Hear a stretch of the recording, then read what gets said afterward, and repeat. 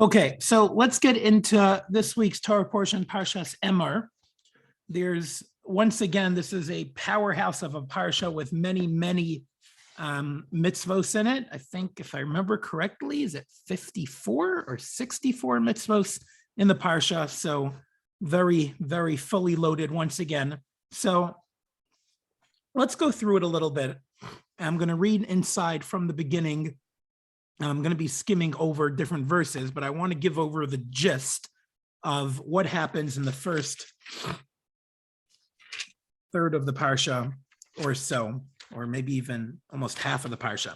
So we start off, we're talking about the special status of the Kohen and the special mission of the Kohen and the responsibilities of a Kohen, and more specifically, the Kohen Gadol, the high priest, the highest and highest level Kohen. So the Torah starts off, Vayomer Hashem Moshe, Emor LeKahanim, say to the Kahanim, the sons of Aaron, and tell them that a Kohen shall not contaminate himself to a dead person, except for a relative. If he has to bury a relative, a close relative, to such a person he could be contaminated too. But otherwise, a Kohen, until this very day, cannot go into a cemetery or even a hospital where chances are there may be a dead body at any time, or different places. A Kohen has to keep a special high level of holiness and avoid impurities.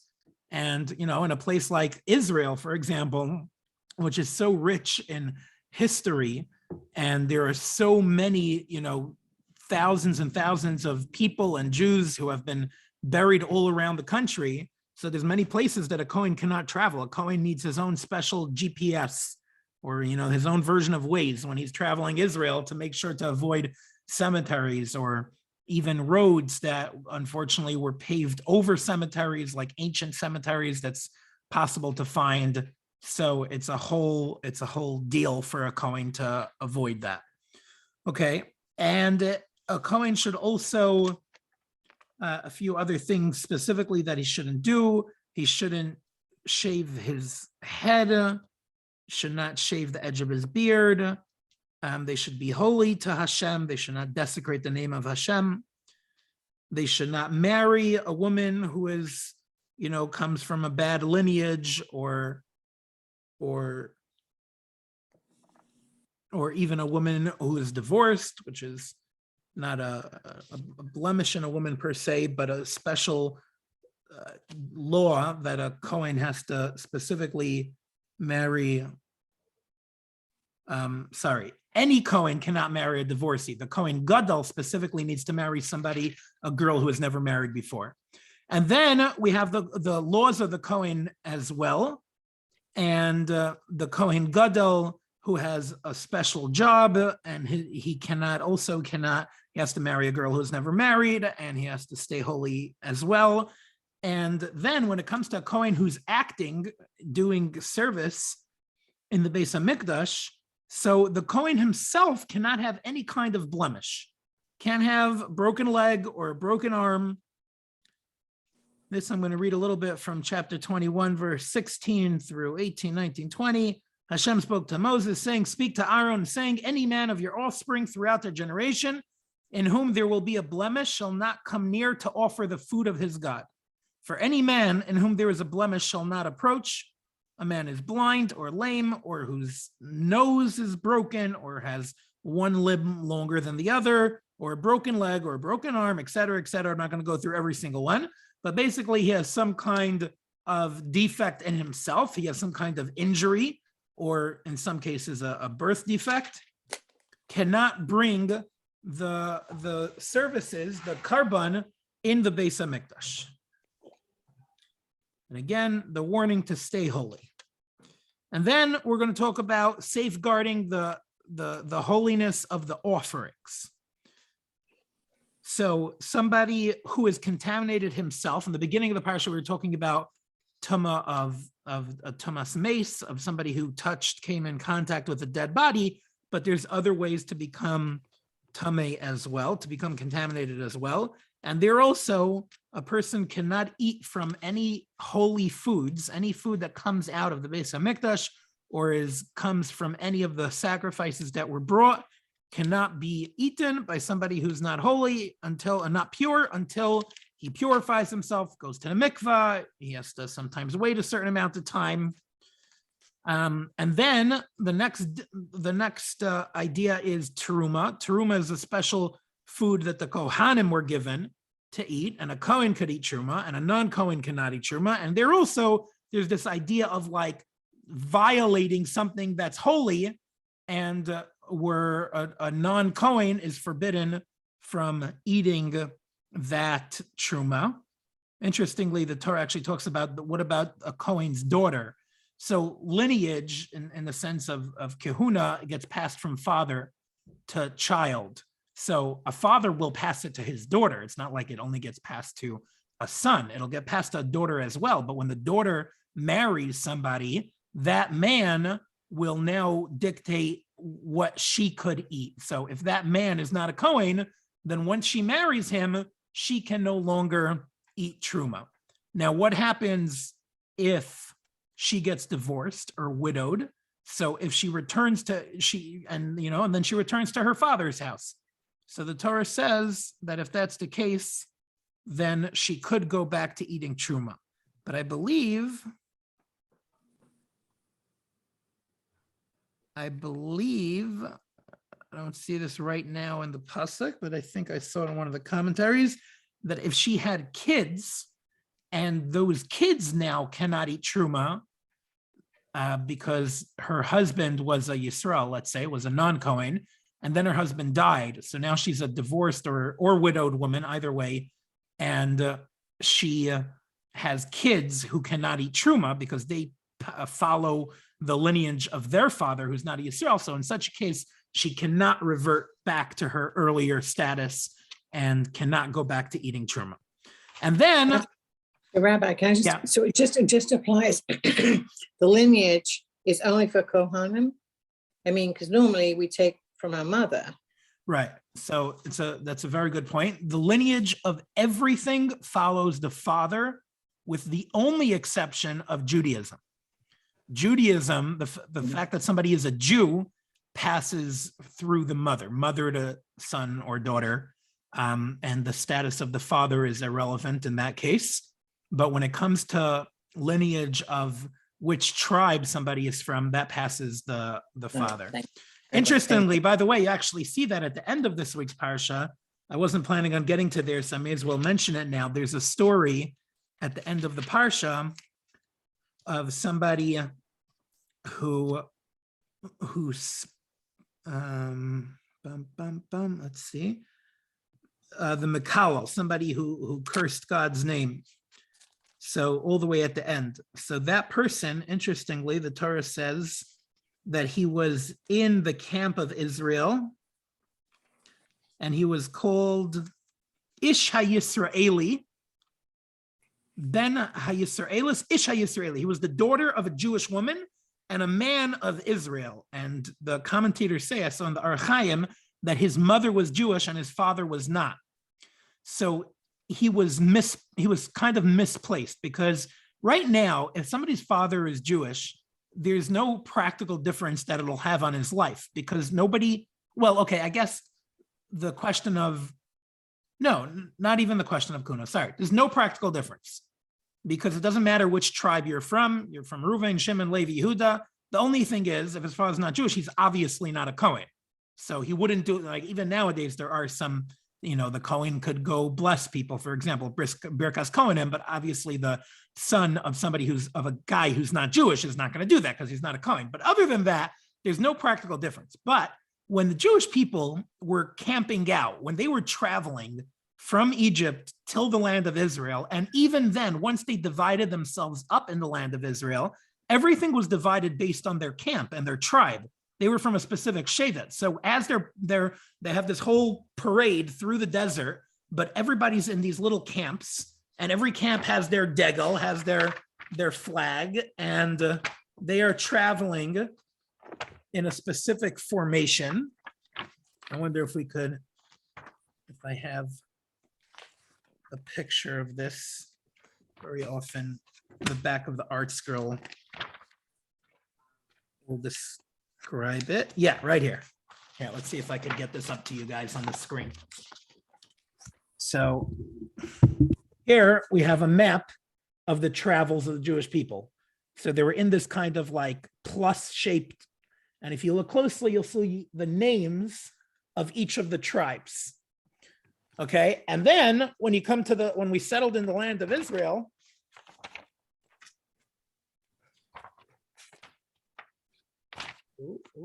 this one. Here also, the whole land was divided, if you could see here closely, by different shevet. Okay, so what in the world do you do if you don't have a shevet? You're homeless. You have no, in the land of Israel, you have no special inheritance to land if you're not from any of the tribes. So the one time that somebody would be in trouble is if their father was not Jewish and their mother was Jewish, and that was some of the issues with this person in the story at the end of the Parsha of Emor, but not to get too much into that. But I'm just pointing that out because it's actually in this week's Parsha discussing how that lineage gets passed from father. A nice topic to look into another time is why. Why does Judaism get passed through the woman? What is the significance of that? I'm sure there is. Well, because you can't be certain who the father is, but you always know who your mother is. Okay, so that's convenient, right? I'm saying I agree that that's convenient. It makes it easier to trace, but I'm sure there's more to it. But yeah. Okay, so we're talking about all this holiness and don't desecrate the holiness and don't have a blemish and don't mess up and don't do it wrong. And then the last one is blemished animals. An animal that's being brought, this is chapter 22, verse 17. Again, Hashem spoke to Moshe, saying, speak to Aaron and his sons, any man of the house of Israel who will bring any offering for any of their vows or free will offerings that they will bring to Hashem for an elevation offering to be favorable to you, it must be unblemished. Okay? Any in which there is a blemish, you shall not offer, for it will not be favorable to you. And a man who will bring a peace offering also, it shall be unblemished. There shall not be any blemish on it. It literally says so many times, it repeats this idea again and again. So the question is, why are there so many details? Why are these details so important? Why does Hashem care if we eat something, today, or we eat it tomorrow, or we eat it in Jerusalem, or we eat it out of Jerusalem, or we visit the cemetery on our way to the Beis HaMikdash, or we trip and we break our ankle on the way to the Beis HaMikdash, or we're bringing an animal and the animal trips and the animal breaks its ankle on the way to the Beis HaMikdash. Like, in the bigger picture of things, is that really so important? Half of a parsha talking about all these things that this Kohen needs to watch out, that he doesn't get contaminated from 12 different ways that he could do that. And then if he does, he has to become pure. Why all this, kind of perfection? Why isn't Hashem happy with the bigger picture of things here, that we're serving him and the Beis HaMikdash and we're doing the right thing? And right, nobody has bad intentions when they broke their ankle or visited a cemetery. It's not like it's an act of desecration against Hashem, like, oh, you're Hashem and I'm gonna do something against you. It's like, I'm in Jerusalem. You ever in Jerusalem? It's hard not to trip in Jerusalem. Okay, there's all this Jerusalem stone. It's bumpy, it's up and down. Everything's hard surfaces. Like, why is that such a big deal that somebody got some kind of injury? And even in those verses that I just read regarding the blemishes of the animal, I think I just read to you 5 times in the span of 3 pesukim where it says it should be unblemished. Like, that's very repetitive. It must be unblemished. Any in which there is a blemish you shall not offer. And again, it shall be unblemished. There shall not be any blemish in it. It's like so repetitive. Well, it's like we're striving for purity. I mean, you said, it's impure, but we are striving for close enough to perfection. Why would we come in tatty clothes, or whatever? Like, if we were going to see the president, we would come at our very, very best. Right. Yeah. Good point. We'll touch on that. So I think another important part of this discussion is to understand what happens if we don't do this. What happens if we do mess up and we bring an animal that's blemished? So I read these psukim. It says it will not be favorable for you. In order to be favorable for you, chapter 22, verse 19, to be favorable for you, it must be unblemished.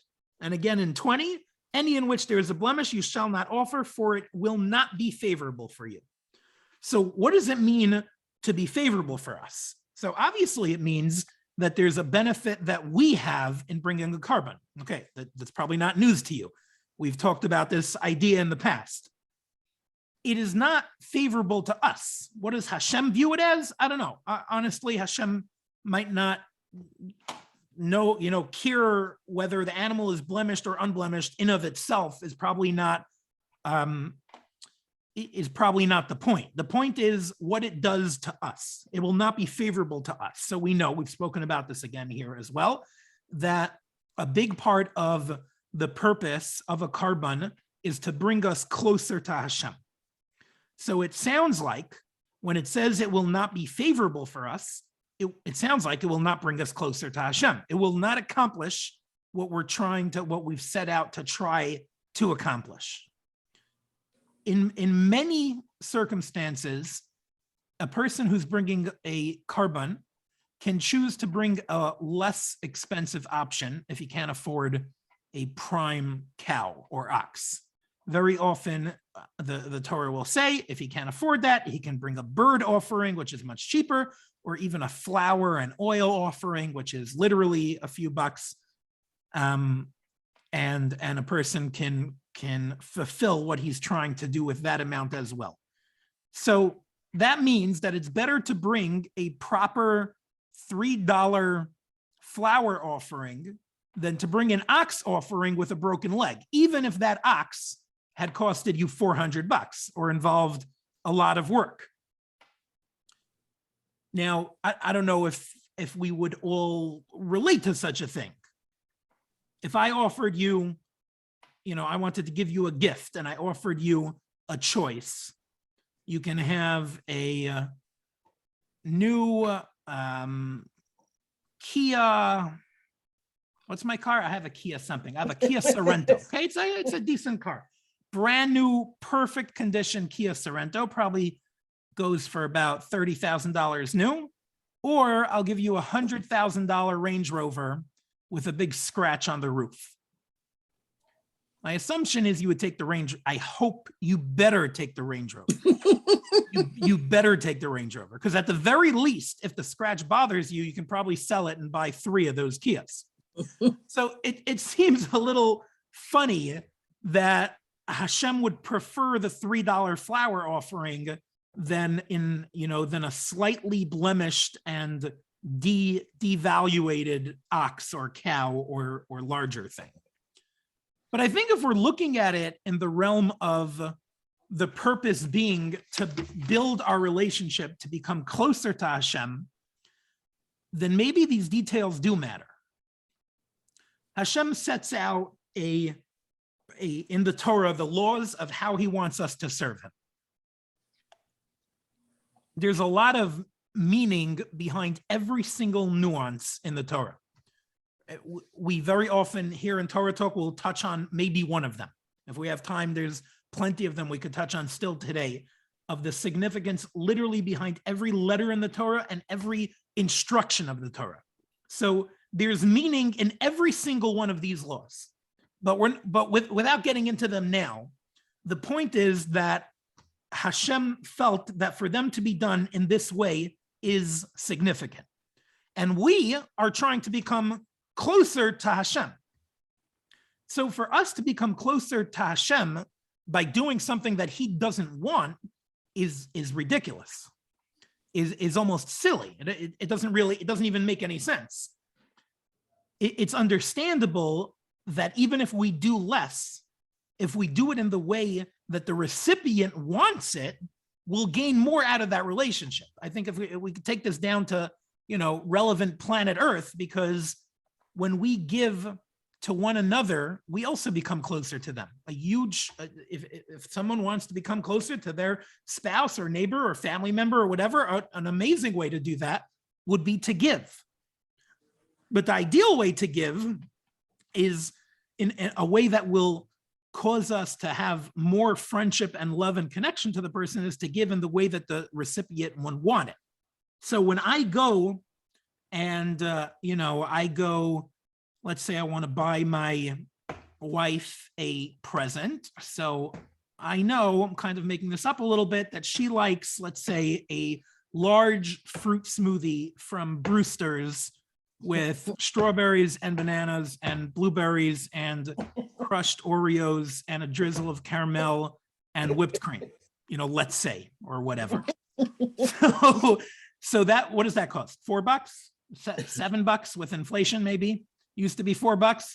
So that's not a very expensive gift, right? But if I'm buying it for her the exact way that she likes it, so that's a good act of gifting. That's an act that can build a relationship.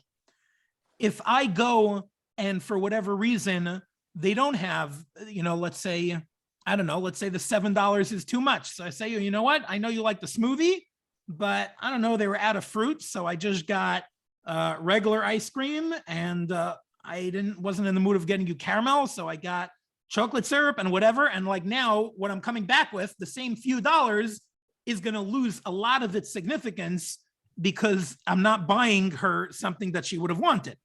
Now, particularly, what if I added to that smoothie something like she's allergic to? Okay, that would be even less of a gift that's going to build a relationship.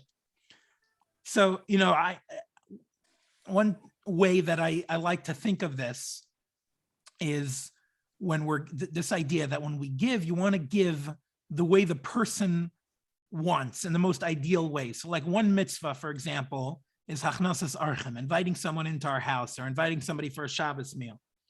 So sometimes it happens that, I don't know if you've had this, like maybe like sometimes somebody will say that they're coming and then like last minute they can't come for whatever reason. I've had somebody come and then, they said they were coming and then Friday they weren't feeling well or they got sick, or I could just tell that they were very, very tired and they had a very difficult week. So I love having guests. There's nothing I'd like better than to have them in my house for the Shabbos meal. But Hachnasas Archem would dictate that at that point in time, I call them up and say, hey, I know you're planning on coming, but I also know you had a long week. How about I send you the Friday night dinner and you guys will eat at home and you can have an early night? Like that would be, in my opinion, ideal hachnasas archem. Because if I'm doing it for me, then I'll do it on my terms. I want to have guests. I love having guests around my table. So we'll make everybody come out, and I don't care if they're tired or not feeling well or whatever, because I want to fulfill that gratification that I have of having guests. So I don't think that's the ideal level of hachnasas archem. The ideal is what is best for the person himself. Sometimes it might be sending them food and letting them make their own dinner or their own meal at their house, if that's what it comes to.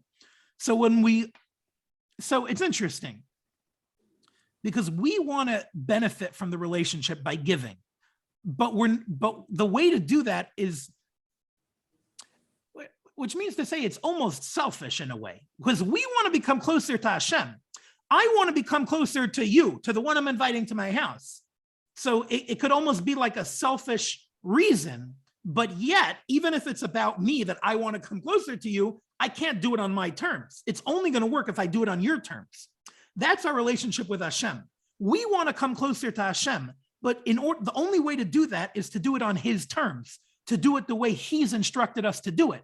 Because otherwise, instead of a nice gesture of following his will, it's a slap in the face of specifically not following his will, or even worse, going out of our way to do something that he told us not to do. I mean, obviously, how bad is that to a relationship, to go out of your way to do something that the person told you literally specifically not to do? There's nothing worse than that. So we want to come closer to Hashem. I think it's tempting and easy to try to do it on our terms, because the Torah is very demanding.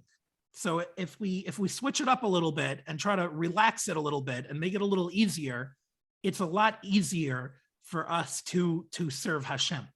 But the only problem is it's gonna miss the boat in what we're trying to do. If we're trying to come closer to him, we have to follow what he's instructed and how he wants us to come closer to him, because otherwise we're just going out of our way to slap him in the face, even if it feels good to us. We could, you know how good it could feel to bring a carbon every single day that has a blemish? Okay, so bringing a carbon with a blemish is not allowed. All right, so that means when an animal gets a blemish, there's probably a massive secondhand market for it. I can probably pick up sheep with broken legs for pennies on the dollar in Jerusalem in the times of the Beis HaMikdash. So I wanna, I'm not such a perfectionist. I'm not so religious. I don't need to get the perfect cow, but I want to build my relationship with Hashem. So I'm going to pick up 100, 200, 1,000 sheep and ox and goat and cows. I'm going to get them for 80% off because they have a little blemish. And those religious people will be bringing, 1 carbon and 2 carbon, and I'll be bringing hundreds of carbonos. How incredible could that be? So the idea is that that's not going to accomplish it. It might even feel good for us. It might feel good, but if it's not being done the way Hashem tells us to do it in the Torah, it's not going to accomplish the purpose of bringing us closer to him. So I think that's the big deal. I think that's why there's so much talk about this. I mean, I just went through almost till Revi, almost halfway through the entire Parsha. And one after the other, there's all these detailed laws about all these things. And I think, to me, that's the takeaway message. Focusing on the details, because when it comes to serving Hashem, it's much better to do less and do it well and do it perfectly and do it the way he asks of us than to do more and not do it perfectly. I think this is way broader than a carbon. A carbon is also not a very relevant conversation in our day and age now, unfortunately, without the Beis HaMikdash. But in general, when we're doing for Hashem, it's better to do more, do less, and do it right than to do more and do it wrong. And that's the idea we say also. The Rambam says, many more people besides the Rambam as well, that when it comes to prayer, Tov ma'atim kavana, me harbe below kavana, I forgot the exact expression. It's better to pray a small amount of prayers with intent and paying attention to what you're saying than to rattle off a ton of it without paying any attention to what you're saying. So it's better to read, 1 chapter of Tehillim slowly and understand the translation than to rattle off 10 of them, quickly because you have a quota that you've committed to fill or whatever, and you want to get through it. So I think that's definitely a broader principle that we could take into other areas as well. Any questions, comments, thoughts on that idea? This is kind of like, not really, it sounds really weird. Teruma, the fifth that the Kohen gets, and Truma, when you're impure, why? I don't know if I'm getting the word right. The two, hold on, I was just looking at it. What's the word for impurity? Truma would go to the Kohen. Right. Yeah, and what's the other one that you mentioned? What's the word for impurity? Oh, tuma. Tuma. Tuma, okay. Yeah. Yeah, okay. So this, okay. Because sometimes, I just happened to see the truma here, but I was thinking there's so many words that sound very similar, but they're completely the opposite. So. Right. Yep. Any other thoughts on this? Okay, I want to mention one more idea. Let's see. Let's take Okay, yeah, I want to mention one more thing from the Orach Chaim that I think is really powerful. So we haven't done Orach Chaim in a while. We used to do them more often, and sometimes he brings down deep or Kabbalistic ideas, and I don't shy away from those. So he has one here in this week's Parsha that is very long and incredibly deep. And I'm not going to do that to you right now, but I want to take one idea out of it that was like an eye opener to me, that was new to me, that I haven't heard and certainly not said in the past. Because I think it's just a very profound, deep idea, but very profound idea. So we've talked in the past, and you may have heard in any other context as well, that there are different levels to the structure of our soul, of our neshama. You may have heard terms such as neshama, ruach, other terms as well. We'll see. Nefesh. Nefesh, right? Nefesh is another one. Nefesh, ruach, neshama. So I've heard of this idea that we have like higher souls and lower souls and holier souls and less holy souls, but I never really understood why. Like, I never really understood what that means. I'm not sure if I still do, but specifically, I didn't understand why. Why can't we just have our soul? Why can't we just have our neshama? Why does it have to be like this multi-level structure that we have to try to figure out what's what and where's what?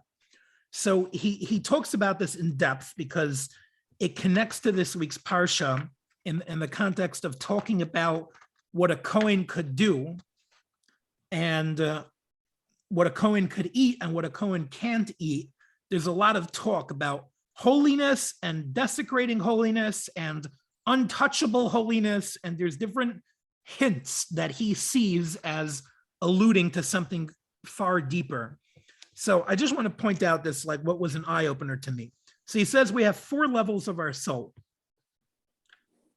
He says that our sages teach us that members of the Jewish nation are on a higher level than even that of the angels.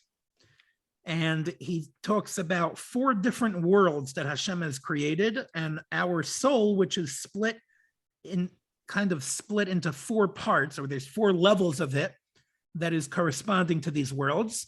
So one is called nefesh, one is called ruach, one is called neshama, and one is called chaya. Now,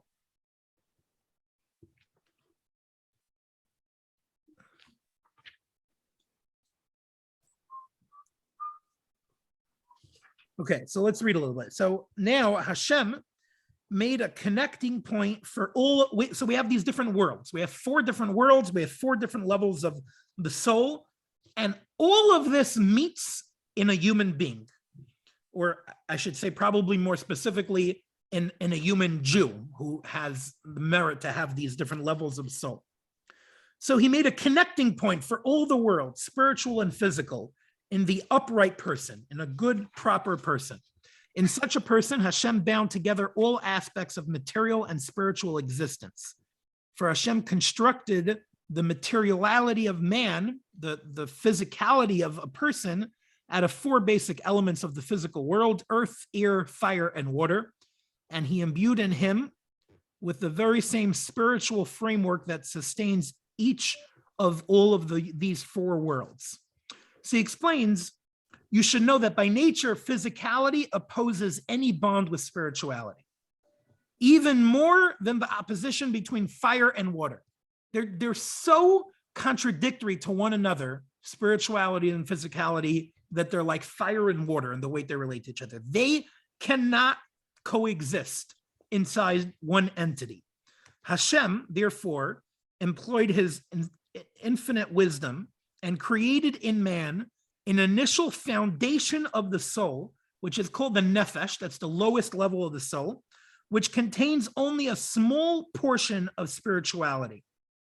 And then on a higher level, he created something called nefesh, and then higher than that is the neshama, and then the ruach and the neshama as well. There's nefesh elokis and nefesh behemoth.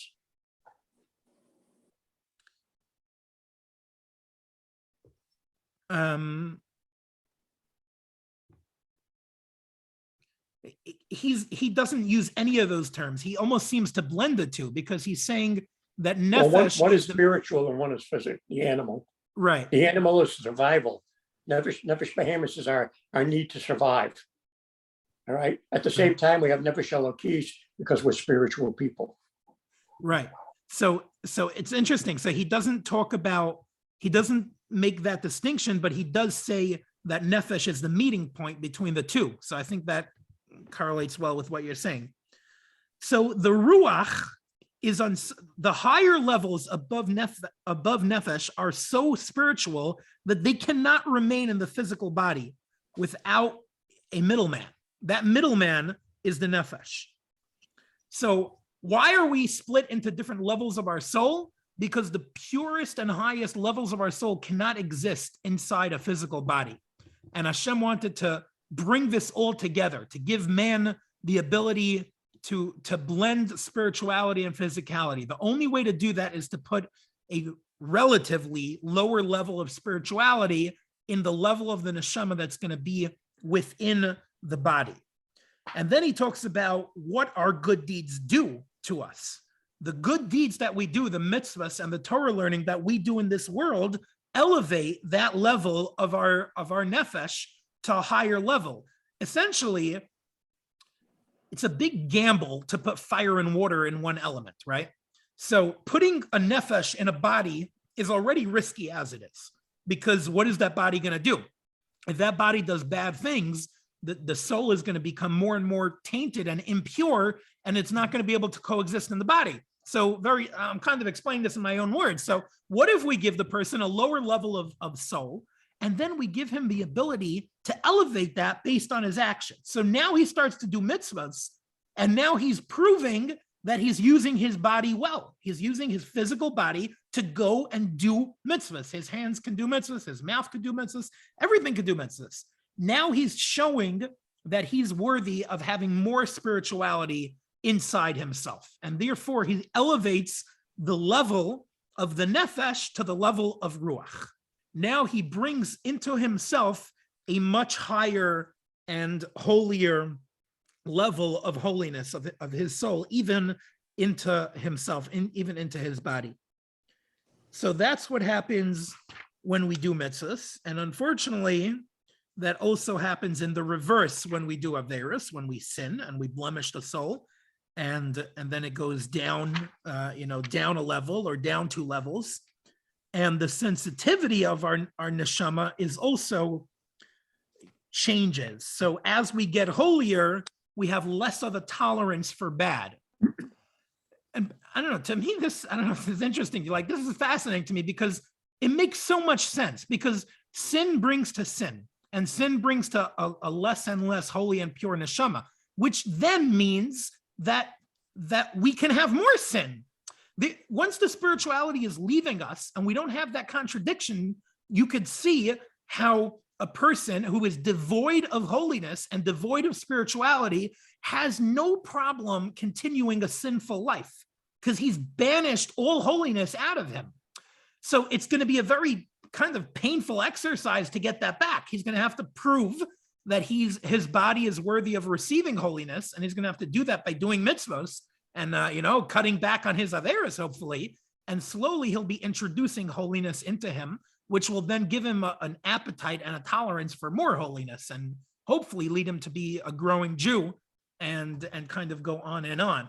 So in a way, I think this explains why you could have somebody who will basically remain devoid of holiness. It's very brutal to say this, but one's whole life. If someone doesn't tune into spirituality at all and lets holiness seep out of him, so then his soul is not as compelling to him to continue to strive for more and more holiness. But once he takes that step and does that mitzvah and taps into that holiness and elevates his soul, so God willing, that will build on itself and lead him to growing to higher and holier levels as well.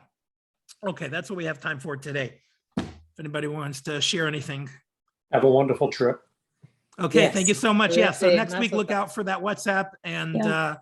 hopefully I could bring back some holiness, bring back somebody told me today that the only way, if you want, not today, the other day, if you want to really feel the holiness of Eretz Yisrael, there's 2 ways to do that, essentially. if you want to breathe it in. One is you buy a bottle of Israeli wine and you uncork it, because that bottle of wine has been corked in Israel.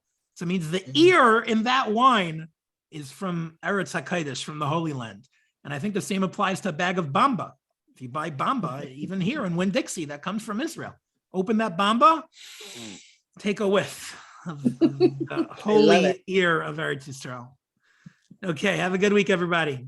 Well, And have a you. safe trip. Thank you. Yes. Enjoy. Mazel Thank you. tov. Be well. Bye-bye.